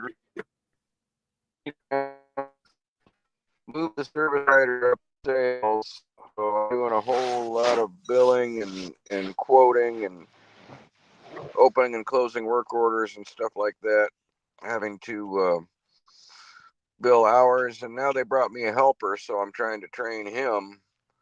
So just trying to find a balance to get all that stuff done and still get the work out of the yard. Yeah. It seems like, the boss, I love him, but he's a little high strung, and when he's there, he's usually only there a couple days a week. Lately he's been there a lot, and he says he doesn't micromanage, but he can't help it. He can't help it but stop you from what you're doing and send you on some kind of mission. Yeah. What's up, Dave? Not Hey, much. well, Dave. Long ass day. Yeah. I hear you. I didn't have a long day today. That's why I decided to jump on. I was kind of bored, and I was like, I don't want to watch a movie tonight. I did Boss big favor tonight. They actually, I told you what happened, right? At the shop. Yeah. Did I tell you about customer driving through the bay door? Oh yeah. Yep. They came up with a bay door today. They wherever they said they found one at, they showed up today around they showed up around 6 p.m. So I'm sure they're gonna hammer my owner for another emergency call. But they said, "Oh, it will only be a couple hours." Fuck me, we're not a couple hours. I just got home about. Well, say I left the shop about. I left the shop about 10:45. That's when I locked up and they had everything fixed and finished. But we got a new bay door now. Well, that's damn good. It just took them. I told boss, I said, I'll stick around with them. She goes, I'll pay you. I'll pay you for it. I'm like, whatever. We'll work it out. I'll stick around. But it's fixed. I'm home. So I like this comment. Sergio, you're 100% correct. Snap-on doesn't make everything in America. They own Baco, but they're in Spain. Well, so there is some they got factories in China. Snap-on's got factories in China. Two of them. Yeah, they do have all of their heritage, all of their. Well, you guys remember the Blue Point boxes that they used to have? Yeah. They still make those Blue Point boxes in China, for the Chinese Snap-on market, believe it or not. So heritage boxes were originally made in China until they moved them back over here to Algona. Well, There's am actually a big I big correct? deal. Tell me if I'm right or wrong when I say this. Doesn't Snap-on make some stuff overseas? It might even come out of Taiwan or Chinese plants and all that. That is not even sold here in the United States. It's sold Yes, for other yes. markets, the Yeah. UK and stuff. Yeah, the Chinese Snap-on market actually has Snap-on trucks that work in China that they sell specifically made Chinese tools made in China, because you know why that is, though? The Chinese government doesn't allow foreign trade from outside into their country. You know why that is? Because companies like Tencent control that manufacturing too. They sell all the materials. So China forces companies like Snap-on. It's almost like Kentucky used to have a franchising agreement where you couldn't be a corporate employee of a corporation. You had to be you had to work for the corporation. You couldn't franchise. So like that was to protect Kentucky Fried Chicken. I think it was an old law to protect, and I'm not 100% certain on that. But China does basically the same thing with their companies in China. They force the people to buy from their government sanctioned companies. It's really like, and believe it or not, I say this stuff, but it's kind of crazy because I can see that happening to a lot of other countries coming into the future. With the global market being as strong as it is now, I mean, technically, when you try to force people, let's just say, for instance, America did that. That means that America would have to build American tools and buy American products from American manufacturers. And anything coming from outside the company, or any companies that work, so like let's say Toyota, for instance, Toyota would have to resource everything from America in order to sell Toyotas here. In order to be, and that's exactly what China's doing. And it's a lot of countries kind of do that in some sense, but China's the worst. We couldn't get away with it. Right.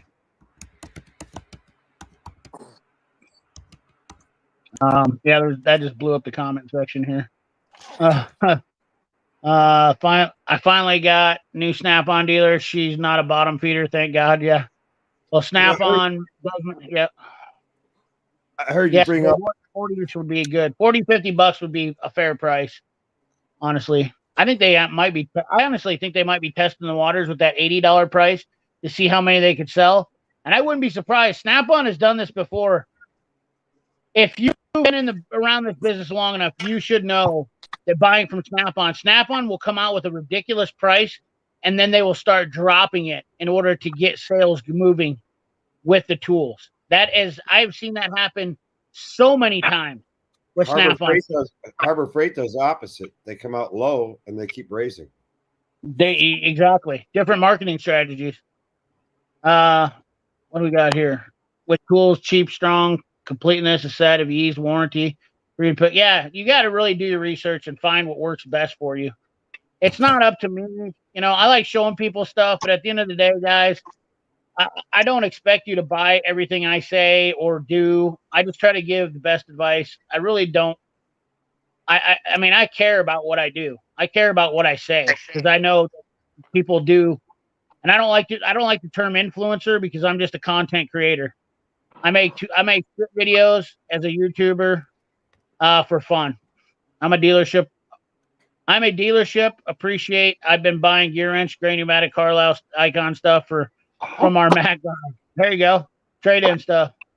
Those Eagle Get pliers are amazing locking pliers. I had to grab one of each, especially when CP said Acme was selling for. Dude, I mean, that's what I try to do is bring deals to YouTube people. You know, I sent those out to my memberships. I send out the deals to my memberships first. When I get a word of a deal, all the channel members get first pop at them because I've realized that when I do promote some stuff, it gets sold out right away. Like, and I'm not saying that to be like swing my dick. I'm just saying, it's a good deal. They bought those 11-inch adjustable wrenches. You guys are animals. There's 117 of those got bought. I called Harry J. Epstein to find out if they had a big flush of sales on those, even though they're little 6 inches. But $11 for a USA made adjustable wrench that can fit in your pocket, it's a deal. I called Harry J. Epstein and they said, "Yeah, dude, we sold 117 of those in the last week. We wondered why there was a big push on them." Which is not a huge deal. It's not like it's crazy. 117 could be a normal week, but when somebody finds that stuff, it gets promoted. It helps that push that. Absolutely. So I appreciate all you guys buying that stuff, because it's fun. It's fun to see that. Harry J. Epstein didn't offer me anything for it. They're just good guys, and I don't mind helping them out. Pete made in Argentina, some in Spain, depends on the size. Yeah. I heard USA, yes, they are crazy price in Europe. Let them keep China tools in China for sure. I've been trying to 2-point set, BMF set, low profile set. Seems to be only sold in Japan. Has to be impossible. Yeah, that's another one. Japan has kind of strict regulations like that too. So what's up, JWC Tech? Hey there, JW. What up, Shannon? How much? CP, Harbor Freight, Snowflake Distributor. Is a Harbor Freight Snowflake Distributor. That's your new title. Chilling, bro. Quick Valentine's break. Hell yeah. All right, we got through the chats now. I'm trying to open up the conversation. These guys more, let them talk. I've been babbling on here for a while, so you guys let her rip, potato chips. Yeah, I don't know. I was enjoying listening to you talk. It was I don't like hearing myself talk, and I don't like talking too much sometimes. Any more days I like to listen to people. I like to listen. I like to hear from you guys. I like to hear from the subscribers. I'm trying to listen more these days. That's my new outlook on life. I'm trying to listen more. I've got a question for you. What is it that's endearing to you about the 120 XP? The new 120 XP, the back drag for one, is pretty sexy. 2, I like the locking flex head design where they have the button that locks on and off. 3, I like the thinner head on it. But it's just the 1/4 inch. What I don't like is the smooth handle that's got on it, no grip. The other thing I don't like is that what else don't I know? I don't like the smooth handle a lot. That's about it. The smooth handle is a big turnoff for me. It's the one thing I don't like about it. But I've already fixed that, remedied that, because I heated up one of those dirty Tico rubber grips and put it right over the end of the handle. If they had made the 90-tooth ratchets with the same quality that they made the 84s, they'd have hit a home run. But they're too loose. They're too floppy. Well, the old ones, keep in mind, they're 2 different 120 XPs. You know that, right, Frosty? Yeah. The old ones are like sad. They're big and clunky. It's like a dual 60. The new ones are only locking. The new design is only locking flex head right now. So right, and they're nice. Yeah, RBRT wrenches are working if you get a deal on them. They aren't right back, gentlemen.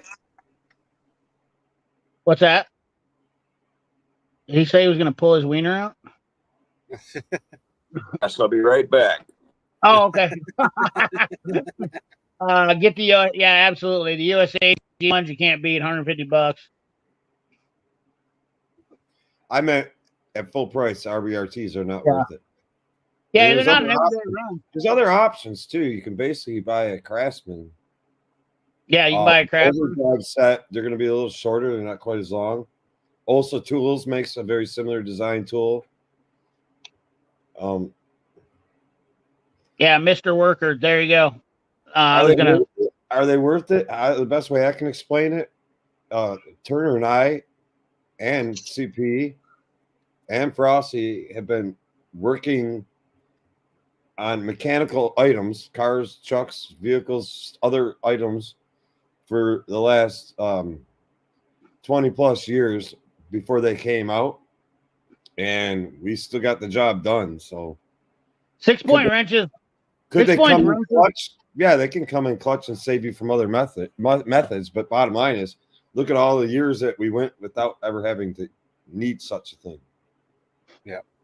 6-point wrenches are always your best defense when you're dealing with a compromised fastener.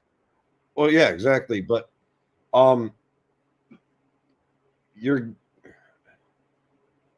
guess it's one of those tools that you have in your box that may save your ass or help you drastically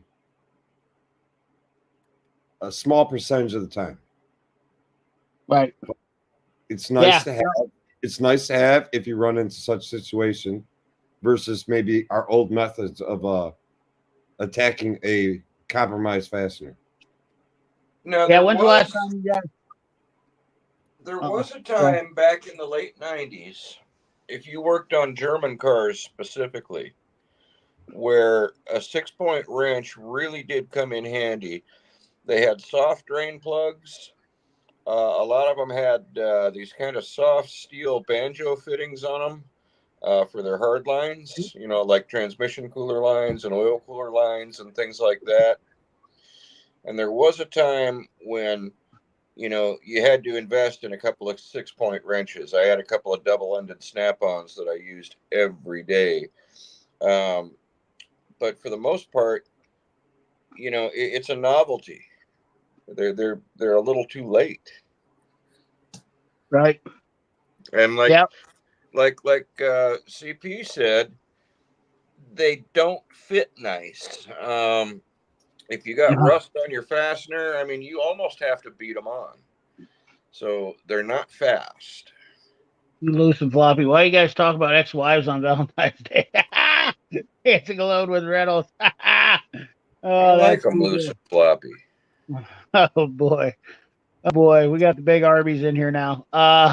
Keep in mind RBRT open ends are thicker, and doing suspension work, they won't fit. Exactly. The one big takeaway from this, you guys should understand, is RBRT, any of those types of wrenches should not be a wrench that you go for your first time. If that's if you're looking to buy a set of wrenches, do not buy these wrenches. Yeah, they are not an everyday wrench. You're not going to be happy with them for an everyday work. Just for the simple for Shannon and anybody else out there that was asking questions. Yes, we had a customer drive through our bay door. It ended up being, I believe, $7,800 some odd dollars damage to the car that was in the bay. Luckily, the technician was not anywhere near. Luckily, no employee was anywhere near the car. The car was not raised in the air. She smashed into the car, shoved it forward, damn near hit an employee's toolbox. I mean, missed it by honestly, about 4 inches from hitting the toolbox, which it probably wouldn't hurt the toolbox anyway. It's a snap-on toolbox. And I've seen them get hit by cars. It's done them up pretty good before. No, but it's a Master Series, and if it would have hit it right in one of those little cross support. I'll bet you it's rankled it. Oh no. I think it's a 3,500, 4,000 pound vehicle. I've had a car hit my box, and it just shoved my box back and bumped the wall. But do anything? I've seen a Matco box get crushed where it folded it in the center on the side. I've seen bad things happen. I seen a guy one time get pinched between his toolbox and the car. He was underneath the hood, and he didn't get the car. He was had it neutral, in between neutral and drive. Didn't get it all the way in neutral, and he went out there and revved up the thing. And when the motor shook, knocked it down into drive. The car lurched forwards and locked him down in between the car and his toolbox. And he looked at me and he said, "You got to do something." I said, "Holy shit!" That happened to me before. I had a Toyota Camry come in my shop with a drivability issue, and I was making a really weird noise every time you revved it. Really, you'd rev it and go tonk, tonk, tonk, and I'm like, "What the hell is that?" And I revved it one more time, and all of a sudden the car started to lunge forward. It was in park, sitting in the bay, and I just quickly flipped over the fender out of the way. It hit my toolbox. I reached in and I shut the car off. I'm like, what the hell was that? Then when I tried to get the car out of the bay or do anything, If you put it in park, it went forward. If you put it in reverse, it went forward. If you put it in neutral, it went forward. If you put it in drive, it went forward. The car, like it broke the band and the parking. something went wrong in the tranny. Something went wrong in the tranny. Then we told the customer, and the customer said, my tranny was fine until I brought the car to you. No, this is your drivability issue. Your tranny's fucked. It almost killed you.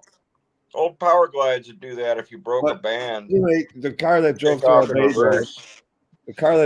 bay door, shoved the bay door up against the car. They hit the car, and then the top of the bay door fell on their car. We're not worried about the damage on their car. That's their problem, their insurance claim. But we had to stick around last night and get the door all boarded up.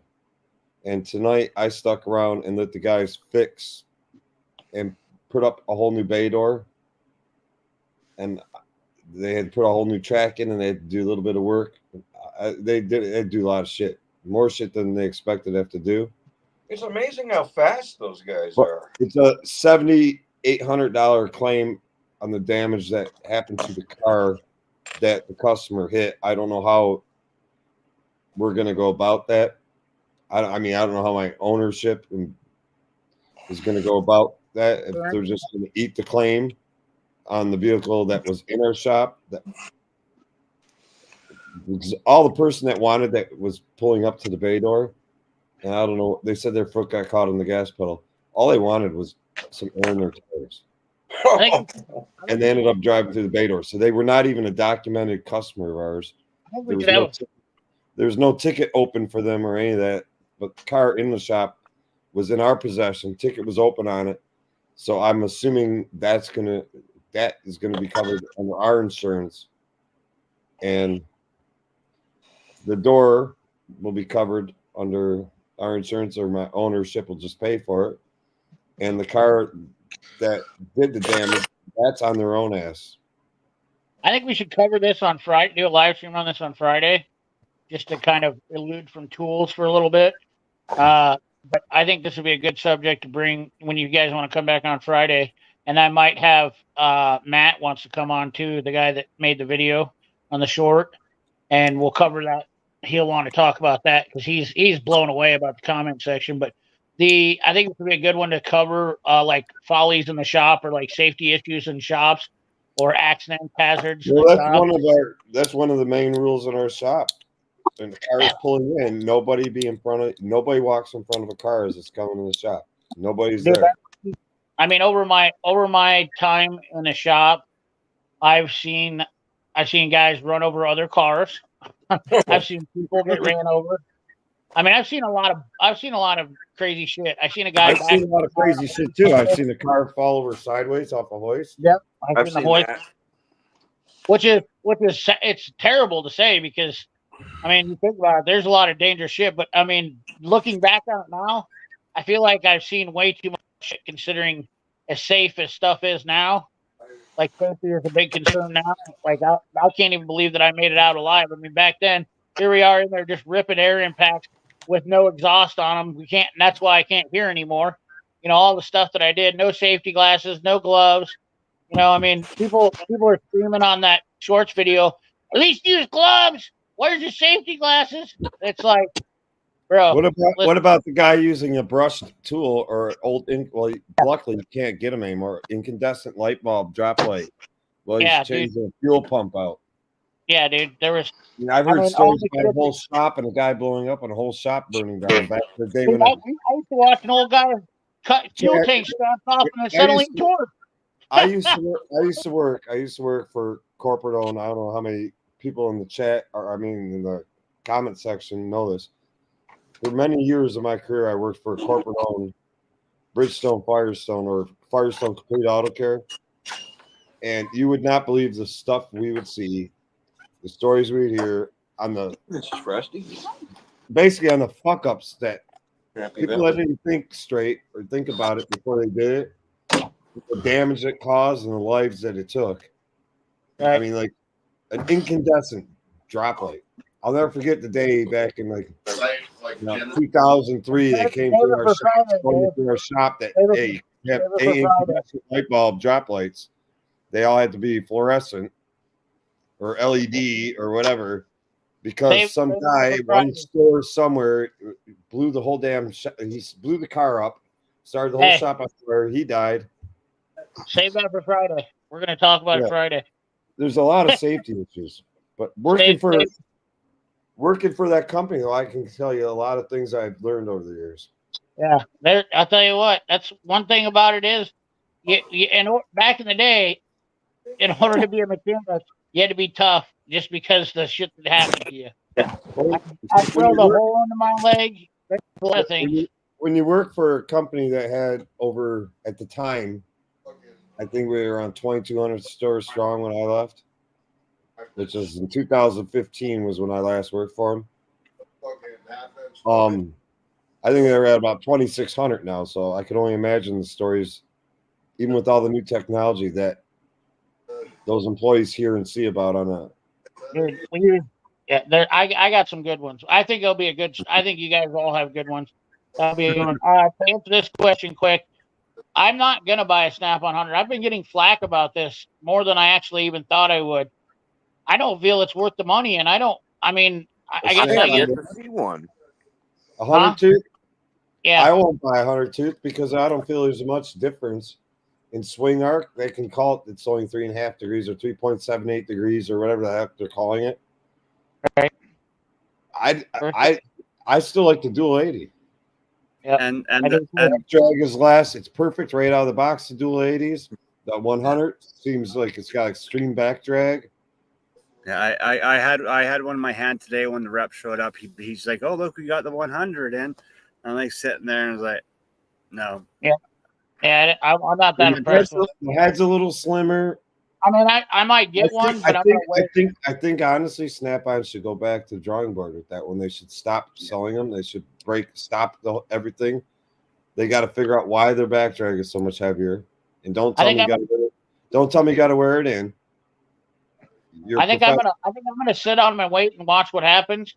I wouldn't be surprised if there's some sort of revamped or something like that. But yeah, the quick old shout out to 36 Sergio. Oh hell, RBRT! The old 36 tooth ratchets weren't that great, when you first got them off the truck. But after a month or so, they smoothed right out. Back, I appreciate the $2 holler. DeWalt has a new DCF 860 impact driver. It's supposed to be finally up to par with the competition. Curious to see. Yeah. Oh, a Mac guy handed me one of their ratchets with the battery sideways the other day.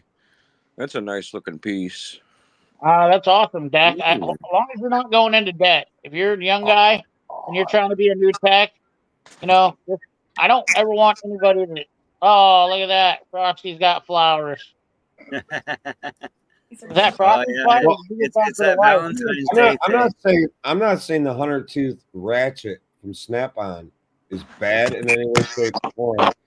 It's just when they come out with something new, I expect it to kind of wow me. And there's nothing that wows me about that 100 tooth ratchet over their dual 80. Nice. The dual 80 is a proven ratchet. The 100 tooth to me has a little bit more back drag. I'm just not with it. So why would I replace all my dual 80s I have already that I spent like a fortune on? I see guys like Daniel to say they like them. I just didn't like. I was like, why? I expect perfection. Snap-on's supposed to be the best. So if they're exactly is what I'm trying to say. I expected something to like wow me with it, and it didn't wow me at all. And why would I replace? Why would I mean, what's the cheapest dual 80 ratchet Snap-on makes? It's a 1/4-inch drive. They probably sell for what, 100 and what, $45, $165. Yeah. And then the prices are just going to go up from there. I mean, even that short little stubby 3/8 drive that you can barely hold on to is what, 100 and what? Yeah, she still loves me. Did you get a box of goodies? I got a 12-pack of drawers. Oh, there you go. A 12-pack of socks. Somebody's invaluable. Those are some strange Valentine's gifts, but hey.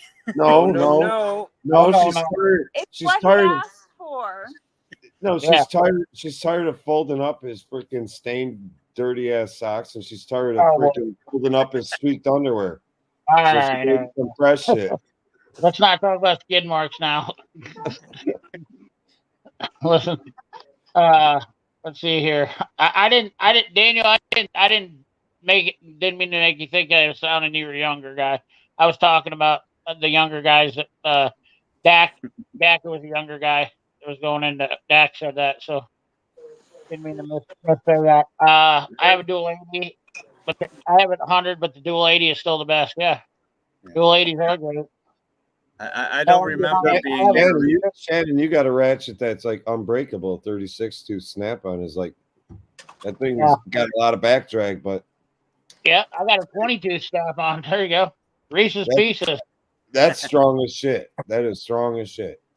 You can, you can put a 4-foot pipe on that, and you're not going to break and strip the gears. What is that? Meant for you? What is that? Oh, Jocelyn's. Oh, that's pretty cool. I like the packaging on that. That's pretty neat. That's funny. Oh, I see. Okay. Right on. Well, guys, it's been a great chat. It's been 2 hours damn near. It's 11 o'clock. You guys know what happens after 11 o'clock. I start to turn into a pumpkin. You like your hat though? I love it.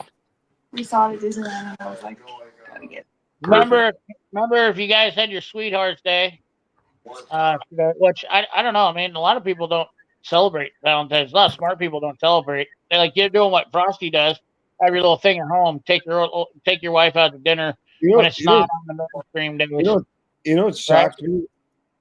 You know what shocked me is yesterday shocked me. I never heard much shit. I never heard much shit on my local news about it. Yesterday was Fat Tuesday or Punchki Day, and Metro Detroit's got a heavy Polish population, and they barely talked about it. I actually didn't even realize it was what they call Fat Tuesday until I came home and saw my daughter bought Punchki.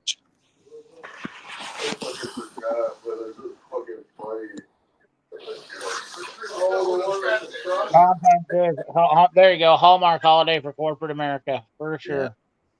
100%. Way to get money out of people's pockets. 100%. Either way, I got me socks and drawers, so I'm okay with it this year. Well, it's good for if you're doing like what you're doing, Frosty. That's great for Valentine's Day for people. But going out to eating and doing all the shit like those guys, like people do, holy macaroni. Man, I know some people serious money on. For us, it's just it's a reminder that we need to spend some time together, that we can't work all the time. Well, then what are you doing on stream? You should be over there with your woman right now. Well, she just walked in the door. Oh. So did I. He's getting ready to if throw I had on. someone to love me, I wouldn't be here. He's getting ready to throw on the Teddy. I'm still waiting for coffee, Chris. What's Luther Vandross? He's getting ready to throw on the Luther Vandross. Oh yeah, wonderful, Chris. All right, guys. Well, I'm gonna shut her down. We'll go on to the back stream if you guys want to chat for a while. Yeah, we're gonna put her down. It's been 2 hours, so I appreciate you guys. Friday, we're gonna do the worst shop event stream on Friday. What? I'll figure out some title by then, but we're going to talk about shop events, like the worst things that happen to you in the shop on Friday. I think that's going to be a good live stream to have. Dangers of being an auto tech, man. Oh, there you go. And how to avoid them. Things to avoid them. Thank you all the channel members for support. Thank you to all the loyal subscribers that have been with me. We're about to hit 30K faster than I thought I would. I can't even believe we're getting to that, which it's not a huge deal because without you guys, it don't mean shit anyways. At the end of the day, you guys don't watch me, then what the hell good is this to do? We got to put CP to 50K by June. Hell yes. Well, I'd love to one day. I guess I shouldn't say this, but one day I'd love to be able to do something. I think Trevor Van Lusen said something about a meetup. I would like to have a meetup, but I think I need to wait until there's more subscribers and more people where I can put together something where I can give a bunch of shit to people if they come. I don't want to do. I want to make sure like if I want to make sure like 100 people come, everybody gets something cool as hell. Get a bunch of 5-gallon buckets. Keep going to Harbor Freight and spend $30. Get 5-gallon buckets. I'm talking like I want to give away 5-gallon bucket. Put a toilet seat over it. Every time you got to go to the bathroom, go to the bathroom, close it up, start saving it. And I'm sure in 6 months you'll have plenty of shit for everybody. I could be at 300K. You're not wrong, Cowtown. I probably could have been on 300,000 subscribers if I was willing to chode yodel Harbor Freight tools for views, like a lot of people do. I mean, that's 100% the fact. You could probably get to 50,000 in a couple of months just by just totally ragging on Harbor Freight tools too. No, I'll never do that. I'll never get to 100,000 because I won't submit to Harbor Freight and saying everything's great, everything that they have. I mean, I don't mean to be a pessimist or a negative person, but the reality of it is I can't help from being honest. And the fact of the matter is, everything that comes from Harbor Freight out is not the greatest, and they're bamboozling people. I see them pulling smoke screens on people, and it really annoys me because, I mean, the Icon ratchets for one, they could have made them a better. Like I said, the packaging, they went way over top in the packaging for exactly what they were supposed. Packaging, you bring that up. Packaging, that is companies that do packaging. That is just like some of the packaging they do is stupidity. You talked about Snap-on with cardboard boxes. Yes, cardboard boxes are very expensive, but Harbor Freight's packaging is literally stupid. I mean, they were a lot of their tools. Pittsburgh impact sockets. If you go by Harbor Freight, and you go to buy an Icon torque spit set, 3/8 drive torque spit set, you need tools to actually open up the tools you bought. You know, here's why that case is held together with screws. Lyle's my favorite tool company. Nepros, the packaging Nepros does. Out of all the tool companies, Lyle's my favorite tool company because you know what they say about packaging? They said packaging don't mean shit. Lettering on the tool don't mean shit. Colors, the quality of the tool and the usability and the functionality of the tool is what means shit. Being affordable. I mean, They literally strive to. Nepros is another company. Nepros is another company. I'll pick on their packaging. I mean, it's like, they went to Jared. Yeah, they love me. I mean, Icon, the 3/8 drive ratchet. You buy it and you get a little wipe in it. A little. What is it? What's it? Boom. What new people out to Harbor Freight? What's that material that wipe is? It's the 2-ply. I don't know. It's like non-abrasive. It's a non-abrasive wipe. It's the same shit used for wiping off eyeglasses. They put that in there so that you actually think even more that you bought even something fancy than it is. I mean, don't get me wrong. There's tools that are useful, and I did buy a couple tools recently, and I did give them a fair assessment, and I do see a need for it, and I understand people's concern for needing Icon, but just don't sit there and tell me they're as good as Snap-on. That's the crazy thing that just blows my mind all the time. If you had to hang off the top of the Empire State Building and holding on to a 24 or whatever length they are. How long are they? 3/8 drive ratchet, like long handled one, like that. Yep. What would you buy? An Icon, a Mac, a Matco, or Snap-on? If you had to hang off the fucking Empire State Building. Nobody else makes a 3/8 ratchet that long. You know that. I'd only trust the Snap-on to hang off with. Not in a flatbed variety.